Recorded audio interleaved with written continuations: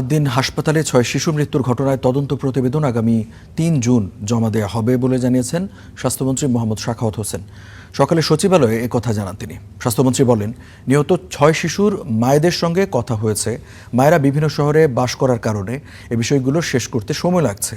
এখন খুঁজে দেখা হচ্ছে অপরাধটা মূলত কোথায় হয়েছে। এ বিষয়ে অ্যাটর্নি জেনারেল সহ সংশ্লিষ্টদের নিয়ে চলছে মিটিং। 6 শিশুর মৃত্যুর ঘটনায় মর্মাহত সবাই। পরে হাম প্রসঙ্গে বলেন, প্রকোপ কমে আসছে, মৃত্যুর সংখ্যাও কমছে। সবশেষ যে টিকা দেওয়া হয়েছে তা কার্যকর হতে 15 দিন থেকে 1 মাস সময় লাগবে।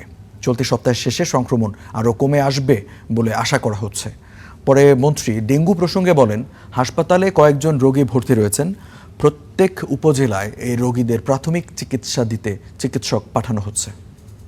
আমরা প্রতিবেদন পাইনি, প্রতিবেদন প্রস্তুত, তবে ইনকমপ্লিট, কারণ আমরা 6টি মায়ের সাথে আমাদের তদন্ত কমিটি কথা বলতে চেয়েছেন, কারণ মাগুলি এক একজন এক এক কালে, যেগুলি খুঁজে আমরা অ্যাড্রেস নিয়েছি। আমাদের তদন্ত টিম ওনাদের সাথে আলাপ করবেন, আমাদের লয়ার সহ আমাদের মিটিং হবে। আমাদের অ্যাটর্নি জেনারেল থাকবেন, ডেপুটি অ্যাটর্নি জেনারেল থাকবেন। আইনগত কি দেখা যায়, এর ভিতরে কি খুঁজে পাওয়া যায়, কি অফেন্স পাওয়া যায়, আমরা ডিটেলস দেখে আগামীকাল রিপোর্টটা 3 তারিখে রিপোর্টটা সাবমিট করবে।